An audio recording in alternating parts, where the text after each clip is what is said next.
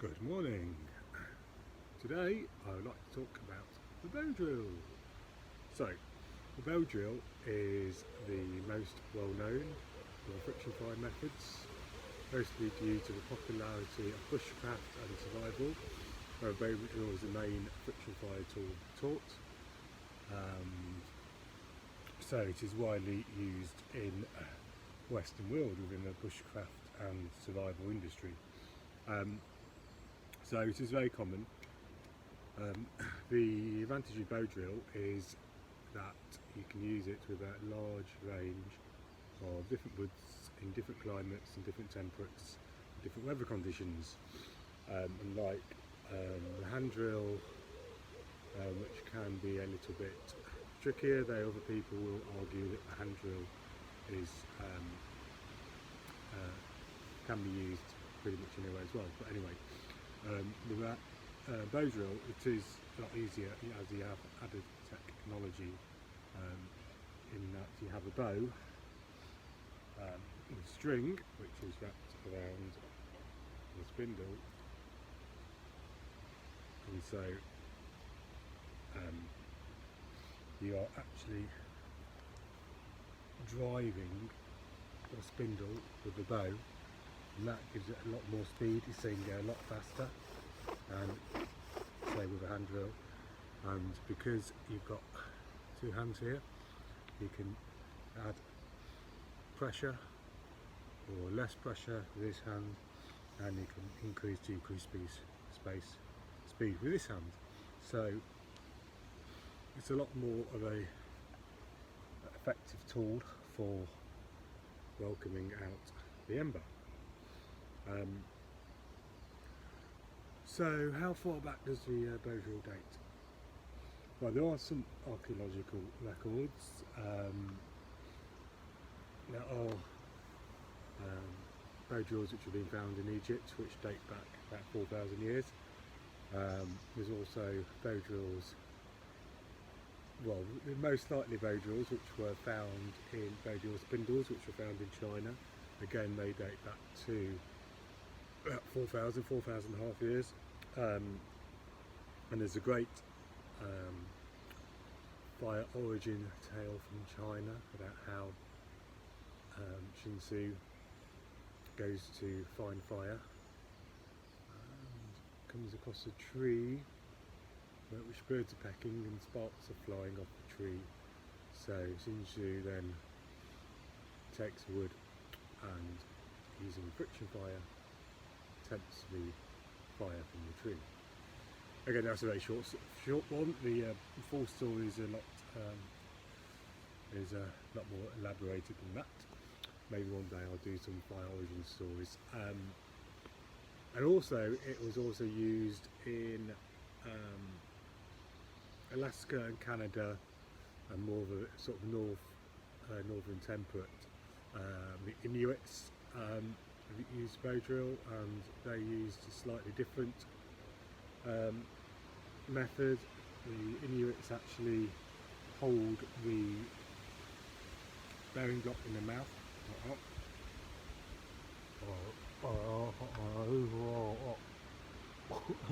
and they use a boat like that. I've never tried the Inuit method. I know some people have. This is possible.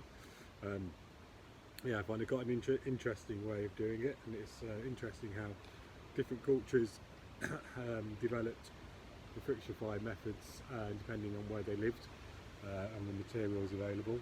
So the Inuits would use whalebone for their bow typically. So also used in Alaska and Canada by indigenous peoples. There was actually a find of a friction fire spindle in Canada the other year, which was dated back 6,000 years, which I think is the earliest archaeological find of bow drill or hand drill. I'm guessing it may more likely be a bow drill in Canada. The spindle did look a bit bigger and fatter, so I'm guessing it was more of a bow drill. As you get more south in the Americas, The hand drill then became a more prevalent method with indigenous peoples all the way down to South America.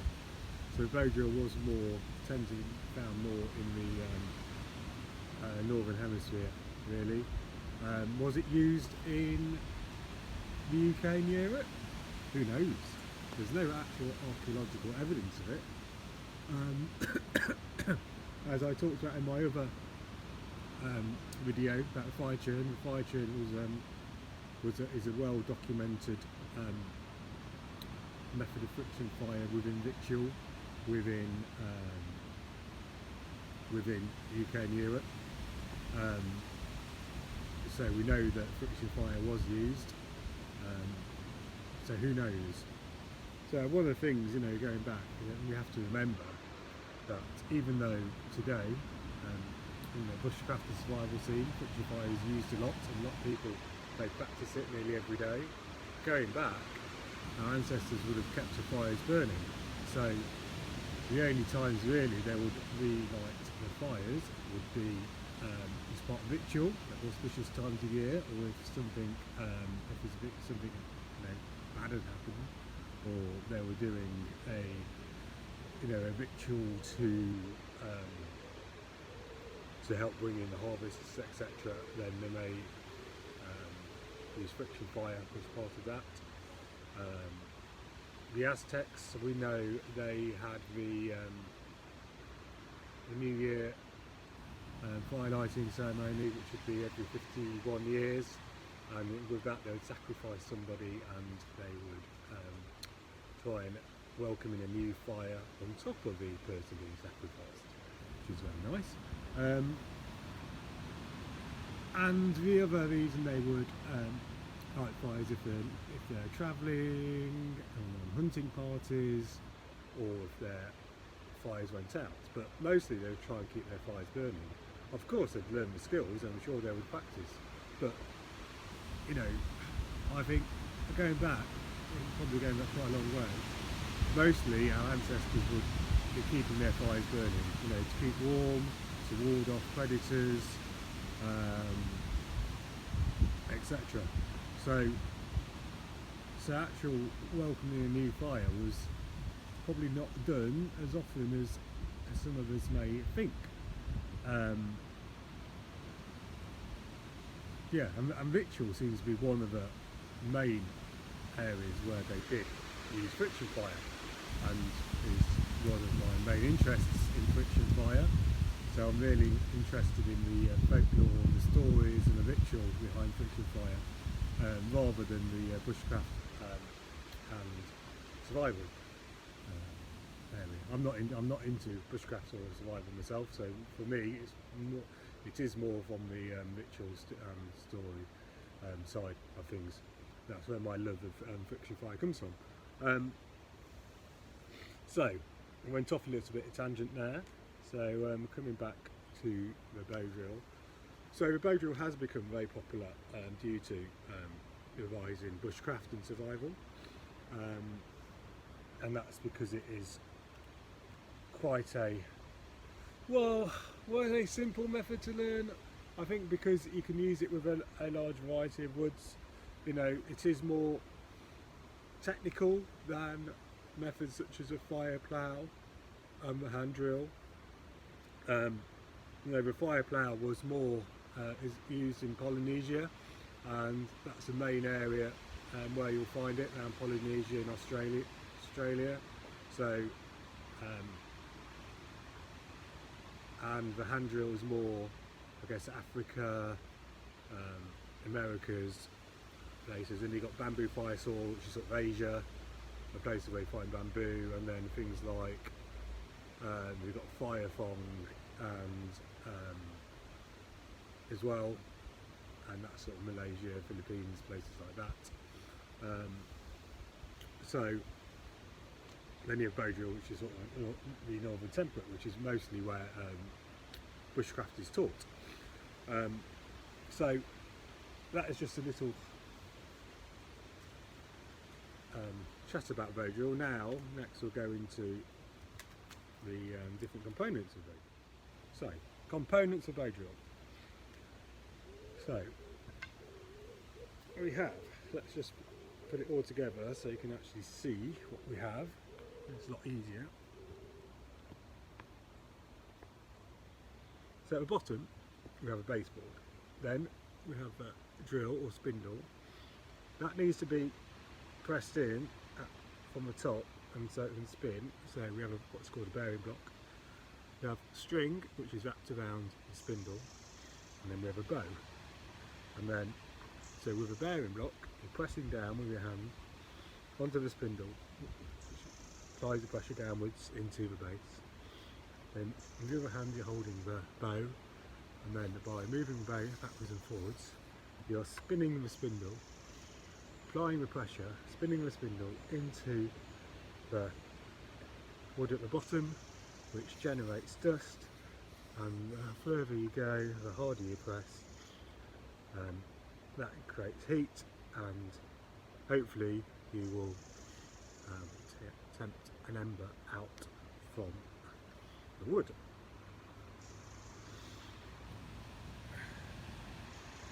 So, different components. So we have the half board. So lots of different combinations of wood can be used. Poplar works very well, as does lime. Hazel works well, hazel and hazel works well. Ivy works very well, with a variety of spindles, such as hazel, willow, ash. Willow works very well as a half board. So really, soft medium softness or medium hardness, I should say, for the half board is preferred, with a slightly harder spindle. Hazel is one of my preferred woods for spindle, because hazel generally tends to grow straight and in the diameter I prefer, which is about 15mm, and you can find a lot of dead standing hazel around, so that's why I prefer hazel. The willow works well, willow and willow,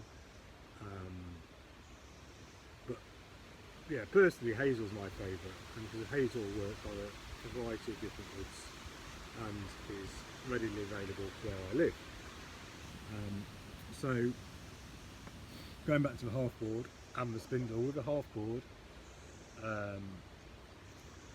you generally want, thickness wise, probably, width wise, probably not much thinner than that. So you can get, you want space to be able to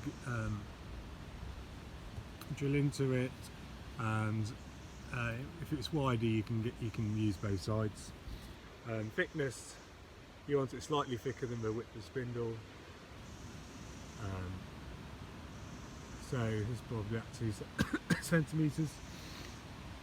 And the spindle, I prefer 15mm in width. I don't like it too short, probably at least sort of that height. You can go up to about that sort of height. The longer it is, it can be easier with the posture, and so more comfortable. When it gets shorter, it can get a bit trickier.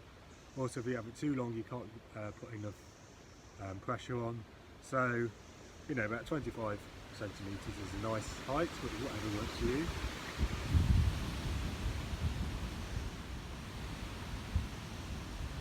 The other important thing is bearing block. So you can use a variety of things for a bearing block. The bearing block wants to be hard and sort of polished, so that there's not much friction at the top and all the friction at the bottom. So I use a nice stone like that, which presses on the top, so there's no friction and you can give it a lot of pressure. Or you could use a limpet shell, which is a favourite amongst a lot of people. Again, it's polished, but you do need to have something on top, because that shell can get very hot and burn your hand. Again, that's very soft. You can use a very hard wood as well. So put on top. This is holly, so you can blackthorn, hawthorn, hornbeam, something really, really hard wood will work well, which polishes. And if you can't find anything else, use an egg cup or a shot glass. They work well, surprisingly. bow and cord. So I won't talk about artificial cordage such as lawnmower starter cord because I don't use it. I prefer to use natural cord because it's natural, and if you're going to use something artificial, then you could say may as well use a lighter. Controversial. Anyway, so I prefer to use natural cordage. So I either use shop bought cordage or I'll use my own homemade cordage, such as using nettles. So with a bow, two main types of bow I use, either a solid bow, which you can't bend, which is fairly straight, or a flexible bow. So with a solid bow, I will generally use 2 or 3 twists. Like a lot of people only use 1, I prefer using 2 or 3 because there's less chance of slippage. So you can see it's tight, the spindle's tight against the bow. I find this a lot more effective than using a solid bendy bow. So it's easier to use, I find, and yeah, and because the spindle's on the outside, you don't need a big bendy bow. So the other type of bow is a flexible bow. So flexible bow does have its advantage with cordage which can stretch, such as natural cordage, especially homemade cordage. So see here, I've got 1 twist, I can't get another twist. So I use a flexible bow, bend the bow, get slack, let over, let go, and it's tightened. So because it's flexible, this stretches, the bow will flex with it, so to keep it tight, which is great because it means you don't have to keep altering the cord on the bow. So that's why I like to use a flexible bow. So you see with this there is a bend now, so that bend's being called by a flexible bow. But yeah, I find that really effective. Okay, so now I'm going to do a demonstration. This isn't a in-depth how-to video, just me talking a bit about bowdrill and doing a little demo. So I'm going to use oak on oak, which is not a common wood choice. I use oak. So oak was traditionally used within ritual, apparently, within the Celtic tradition. So it's one of the reasons why I like using oak on oak, and it does work quite well. You just need to give it a lot of pressure. So I'm using oak on oak with a stone bearing block, metal cordage and a flexible bow. So the other thing I haven't mentioned is a ember tray to catch the dust from a half board. So I've got a piece of leather here, so dust will fall onto that. You can use a leaf. Don't want it to be dry though, not wet. There's a variety of things you can use of this.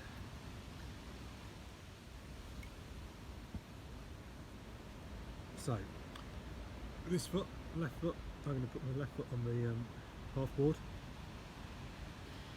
to secure it. Now I've got the spindle in my left hand, cord in my right, 1 twist, then using a flexible bow I'm going to put in another twist like that, holding that and holding that with my right hand. That, now pick up the bearing block, put the spindle in the socket, put the bearing block on top. So I've got my foot quite close to the spindle, got my left arm that's locked around my leg. That is the bearing block secure in there, it's holding that in place. So, and then I'm going to pull, push and pull.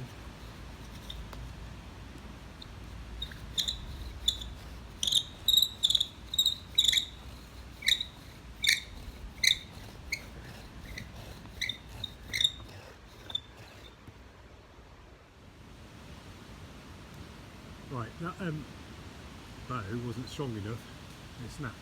So when using a flexible bow, it does need to be fairly strong, that when you flex it, it's not going to snap. So we will need to use a solid bow.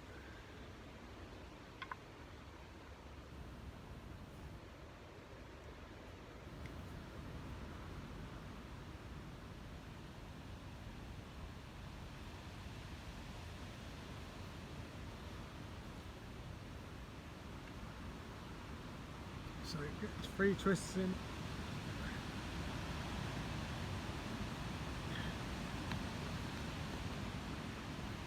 See, that cord is very tight, so tight cord helps. Pressure, down pressure actually.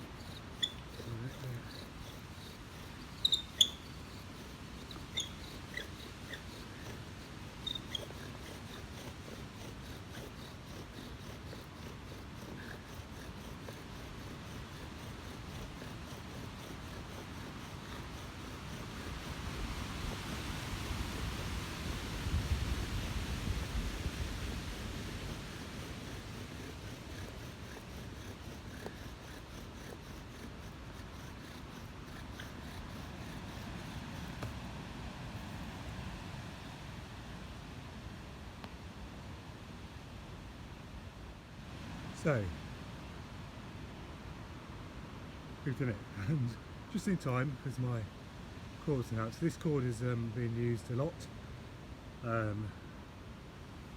quite a lot actually, over the last few weeks.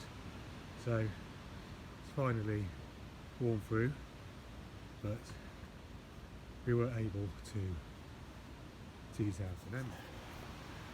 Here we have the ember teased out from the wood. So this is from oak on oak. This would be the ember, this would be the ancestral fire.